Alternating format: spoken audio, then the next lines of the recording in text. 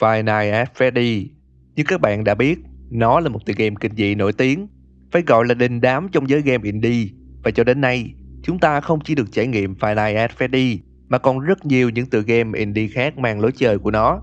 Vài cái tên tiêu biểu như là Five Nights at Candy, Five Nights at Rachel, Jolly. Cơ bản thì chúng là những fan game, những trò chơi do các fan của Five Nights at Freddy tạo ra. Nhưng có bao giờ bạn tự hỏi rằng đâu mới là fan game đầu tiên dựa theo Five Nights at Freddy? Và xin chào các bạn đã trở lại với Phân tích Game. Ở video này, chúng ta sẽ cùng phân tích câu chuyện bên trong tựa game Five Nights at Treasure Island. Ra mắt bản demo lần đầu tiên vào năm 2014, tiếp đó là phiên bản remaster vào năm 2015, và từ đó cho đến năm 2017, Five Nights at Treasure Island đã ra đời rất nhiều phiên bản khác nhau. Đến tháng 11 năm 2020, trò chơi ra mắt phiên bản chính thức, reboot lại toàn bộ vũ trụ và phát hành nó trên GameChat. Do là một fan game, nên lối chơi trong Five Nights at Treasure Island sẽ khá giống với vũ trụ gốc. Nhưng lần này chúng ta sẽ không chạm mặt với những con animatronic quen thuộc như Freddy, Bonnie, Chica, Foxy, mà thay vào đó là những nhân vật nổi tiếng trong các bộ phim hoạt hình của Walt Disney. Five Nights at Treasure Island kể về nhân vật chính tên là Jack Smith, một sinh viên đại học do thiếu tiền nên đã tình nguyện tham gia thực tập cho tổ chức Supernatural Study Association, tạm dịch là Hiệp hội Nghiên cứu siêu nhiên. Jack làm việc với hai thành viên khác trong hội là Lisa và Red. Nhiệm vụ đầu tiên của Jack là thu thập thông tin có liên quan đến những tin đồn bí ẩn trên một hòn đảo hoang tên là Treasure Island, và anh phải ở đó vài ngày cho đến khi Lisa và Red hoàn thành công việc tại trụ sở chính của họ ở Alabama. Trước khi đến phần tóm tắt và phân tích, mình muốn các bạn lưu ý rằng Five Nights at Treasure Island là một fan game. Tuy có lối chơi giống với Five Nights at Freddy, nhưng câu chuyện trong trò chơi này là hoàn toàn độc lập và không liên quan gì đến các tình tiết của vũ trụ gốc. Như đã kể thì sau khi Jack nhận nhiệm vụ đến hòn đảo Treasure Island, anh nhận thấy trên hòn đảo là cả một công viên Disney bị bỏ hoang. Trong đêm đầu tiên, Red nhắn tin cho Jack để giải thích công việc. Cụ thể là Jack sẽ sử dụng hệ thống camera có sẵn trong khu vui chơi để quan sát và thu thập dữ liệu về các hoạt động kỳ lạ xảy ra tại đây. Jack sau đó nhìn thấy những bộ đồ hóa trang trong khu vui chơi có những biểu hiện không bình thường. Chúng di chuyển vào ban đêm và tấn công anh. Trong đêm thứ hai, Lisa nhắn cho Jack rằng việc ở trụ sở Alabama vẫn rất bận và cho anh thêm thông tin về đặc điểm của những bộ đồ hóa trang cùng với cách để tránh bị chúng tấn công. Đêm thứ ba, Jack nhận được lời nhắn kỳ lạ của một người tên là Henry. Henry nói rằng anh ta đang bị mắc kẹt tại một nơi gọi là hang hải tặc, và nếu Jack đến đó, Henry sẽ kể tất cả mọi chuyện đang xảy ra tại hòn đảo kinh hoàng này. Sau đêm đó, Jack đi xuống hang hải tặc và bị tấn công bởi những bộ trang phục. Khi bước vào căn phòng cuối cùng, nó vô cùng bừa bộn. Trên tường thì đầy rẫy những bức tranh và những dòng chữ kỳ lạ, và dù đã tìm kiếm khắp nơi, nhưng Jack vẫn không thể tìm thấy Henry. Jack sinh tồn ở hòn đảo đến hết đêm thứ năm. Red nhắn tin cho Jack xin lỗi về việc không thể đến đón Jack sớm hơn, và Red cần thêm thời gian tại trụ sở do có vài vấn đề đã xảy ra. Và thế là Jack phải tiếp tục ở lại đó một mình. Trong đêm thứ sáu, Jack lại tiếp tục nhận được tin nhắn từ Henry. Anh ta nói rằng đã tìm thấy mật mã để vào căn phòng bị khóa. Henry còn xác nhận rằng thứ mà cả nhóm nghiên cứu đang tìm nằm sau cánh cửa khóa, đồng thời cũng kêu gọi cầu cứu đến bất cứ ai nghe thấy lời nhắn này. Hãy đến hang hải tặc để gặp anh ta trước khi mọi chuyện quá muộn. Sau đêm thứ sáu, Jack xuống hang hải tặc một lần nữa để tìm Henry. Anh nhập mật khẩu vào cánh cửa khóa dẫn đến một căn hầm. Bên trong nó là một căn phòng với những bản vẽ của các nhân vật Disney được dán khắp nơi. Đột nhiên một sinh vật trong hình dáng chuột Mickey tiến lại gần anh, và như thế trò chơi kết thúc. Đó là tóm tắt diễn biến xảy ra trong Five Nights at Treasure Island. Nó đem cho ta rất nhiều câu hỏi, nên bây giờ hãy đến với phần phân tích các manh mối. Vậy là ta có nhân vật chính tên là Jack, thực tập sinh của một hội nghiên cứu siêu nhiên. Không rõ là hội này có bao nhiêu người, nhưng trước mắt là những thành viên của hội mà ta biết gồm Drake, Lisa và một nhân vật bí ẩn trong đêm thứ ba là Henry. Theo như các thông tin trong trò chơi, thì hội nghiên cứu này có trụ sở tại bang Alabama của Mỹ. Họ đang thực hiện việc thu thập thông tin tại một hòn đảo bỏ hoang tên là Treasure Island. Và theo như mình tìm hiểu, thì đây là một hòn đảo có thật. Trong năm 1965, hãng phim Disney đã thật sự mua lại một hòn đảo nằm ở phía bắc bang Florida, thuộc ngoại ô thành phố Orlando. Hòn đảo này là một phần trong dự án xây dựng khu nghỉ dưỡng khổng lồ của Disney. Vào năm 1974, Disney đã xây dựng một công viên trên đảo và đặt tên cho nó là Treasure Island. Công viên này giống như một khu bảo tồn động vật thiên nhiên với bãi biển và các loài động vật đa dạng. Đến năm 1976, Treasure Island đổi tên thành Discovery Island. Đến năm 1978, dưới sự công nhận của Hiệp hội Vườn thú và Thủy cung Hoa Kỳ, Discovery Island trở thành một công viên động vật học và có một dự án phát triển kéo dài 20 năm. Nhưng đến năm 1989, hòn đảo gặp một vấn đề nghiêm trọng, đó là sự phát triển mạnh của loài kền kền. Dựa theo thông tin từ các nhân viên của Disney, thì loài kền kền trên đảo đã phát triển mạnh và tấn công những động vật khác. Đồng thời Disney cũng xây dựng một công viên khác lấy tên là Disney Animal Kingdom. Điều này khiến cho Discovery Island trở thành một gánh nặng kinh tế đối với Disney. Và thế là vào ngày 9 tháng 7 năm 1999, Disney đã cho đóng cửa và dừng hoạt động Discovery Island.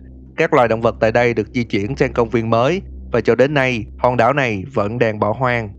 Từ những thông tin đó, ta có thể suy ra rằng sự kiện xảy ra trong trò chơi rơi vào khoảng thời gian sau khi Treasure Island bị Disney thông báo đóng cửa.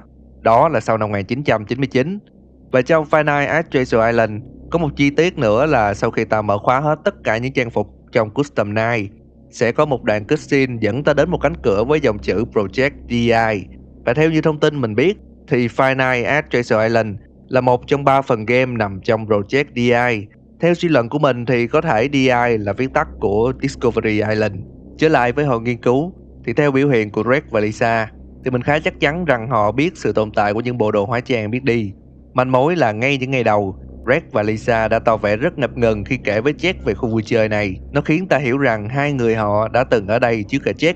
Đến với nhân vật Henry, ta không hề tìm thấy sự liên kết của anh ấy trong trò chơi và chẳng thể biết được điều gì đã dẫn anh ta đến hòn đảo này. Nhưng có một manh mối là vào tháng 1 năm 2015, nhà phát triển của Five Nights at Treasure Island đã ra mắt hai tựa game teaser cho trò chơi, lấy tên là The Button Machine và Extra Enlightenment. Sau khi giải mã chúng, mình thấy cách chơi của hai con game này khá đơn giản. Cơ bản là ta sẽ có một dãy các mật mã và chúng sẽ mở ra cho ta những manh mối thú vị về các hình ảnh trong quá trình phát triển của Five Nights at Treasure Island. Và quan trọng nhất là những đoạn ghi chú được cho là của Reg và Lisa tại trụ sở Alabama. Những đoạn ghi chú này cho ta thông tin rằng Henry cũng là một thành viên trong hội nghiên cứu siêu nhiên. Anh ta cũng làm việc với Reg và Lisa. Và trước khi Jack gia nhập thì họ đã từng thực hiện một chuyến nghiên cứu tại Treasure Island. Và cũng chính họ là những người đã mở lại máy phát điện cho khu vui chơi. Đó là lý do vì sao trong khu vui chơi bỏ hoang này lại có điện và cài đặt sẵn camera để Jack có thể sử dụng. Trong quá trình nghiên cứu ở hang hải tặc, cả nhóm đã chạm mặt với những bộ trang phục biết đi và bị chúng tấn công. Reg và Lisa thoát được, trong khi Henry thì mất tích. Reg và Lisa sau đó đã liên tục quay lại hòn đảo nhiều lần để tìm kiếm Henry, đồng thời nghiên cứu về hoạt động của những bộ trang phục. Đây là câu trả lời cho việc tại sao Reg và Lisa lại biết rõ về các hoạt động của những bộ đồ hóa trang biết đi. Vì đơn giản là họ đã nghiên cứu chúng từ trước. Một thời gian sau, chi phí cho việc nghiên cứu ngày càng gia tăng. Reg và Lisa phải bán những linh kiện quan trọng để có tiền chi trả cho việc nghiên cứu. Đồng thời họ cũng nhận được đơn xin việc của Jack trong khoảng thời gian đó. Reg đã bỏ một số tiền lớn để thuê Jack. Điều đó khiến hội nghiên cứu không còn đủ tiền để đưa tất cả thành viên đến hòn đảo. Và đây chính là manh mối giải thích tại sao Jack lại phải một mình đến hòn đảo trước để tìm hiểu thông tin. Không phải việc Reg và Lisa bận việc ở trụ sở, mà thực ra là do họ không còn đủ tiền để đưa tất cả đến đó. Theo như giả thuyết của mình, thì nhiệm vụ của Reg cho Jack không chỉ đến Treasure Island để thu thập thông tin về khu vui chơi, mà anh ta phải thu thập thông tin để tìm kiếm Henry. Trong trò chơi, khi lần đầu nói chuyện với Henry, anh ta nói rằng mình đang bị truy đuổi, thì có thể hiểu là Henry bị truy đuổi bởi những bộ đồ hóa trang biết đi. Cho đến cuối trò chơi, Jack vẫn không thể tìm thấy Henry, nên khả năng cao là cả hai lúc này đều đã mất tích. Đến với những fan diện trong trò chơi, ta có một danh sách những bộ đồ hóa trang về các nhân vật hoạt hình nổi tiếng của Disney. Sự xuất hiện của chúng là ý tưởng dựa theo một câu chuyện creepypasta có tựa đề là Abandoned by Disney, kể về một địa điểm hư cấu được xây dựng bởi Disney nhưng sau đó bỏ hoang do sự xuất hiện của các hiện tượng siêu nhiên. Trong đoạn cuối của trò chơi, ta sẽ nghe một giọng nói cất lên. It's here, my children. Và trong trò chơi cũng chứa một file hình về một con mannequin màu trắng được đặt tên là Mother. Vậy nếu liên kết cả hai từ khóa Children và Mother thì có thể khẳng định rằng thực thể Mother này là kẻ đã thổi hồn vào những bộ đồ hóa trang và là nguyên nhân khiến chúng có thể di chuyển. Trở lại với Henry thì sau lần gọi đầu tiên tại đêm thứ 3, anh ta đã kêu Jack xuống hang hải tặc để tìm mình. Nhưng khi mở cánh cửa khóa để bước vào căn phòng được cho là nơi ẩn nấp của Henry thì không có ai ở đó cả. Trên tường thì đầy rẫy những tờ giấy và những dòng chữ bí ẩn được viết bằng máu. Khả năng cao đó là máu của Henry. Ở đây những thông điệp ghi rằng có ai đó đã nói dối. Và theo giả thuyết của mình, rất có thể những thông điệp này muốn nói rằng công ty Disney đã nói dối về việc đóng cửa công viên Treasure Island, không phải vì họ muốn dời sang Animal Kingdom, mà là do sự xuất hiện của một thế lực siêu nhiên kỳ lạ, cụ thể là thực thể The Mother và những bộ đồ hóa trang biết đi. Trong đêm cuối cùng, khi Jack đến hang hải tặc để tìm Henry lần thứ hai, Jack sử dụng mật khẩu mà Henry đã cho trước đó để vào một căn hầm, và khi bước vào thì một tiếng động phát ra.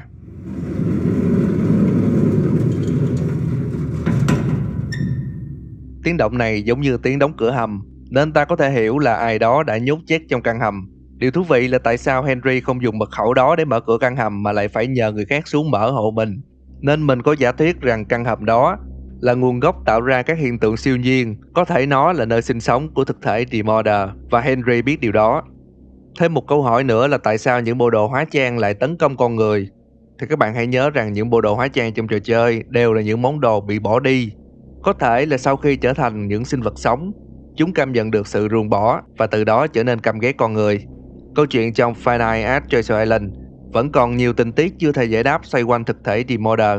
Nhưng các bạn nên nhớ rằng đây chỉ mới là phần 1 trong 3 phần fan game của Project Discovery Island. Nên để có thể giải đáp tất cả, ta sẽ phải tiếp tục chờ đến những phần game sau. Và đó là giả thuyết của phân tích game cho cốt truyện của tựa game Five Nights at Treasure Island. Nếu có gì không hợp lý hoặc sai sót, các bạn hãy comment bên dưới nha. Và hãy nhớ những gì mình nói trong video chỉ là giả thuyết thôi. Đừng quên bỏ lại một like, share và theo dõi phân tích game. Mình là Gino và chúng ta sẽ gặp lại nhau ở video sau nha.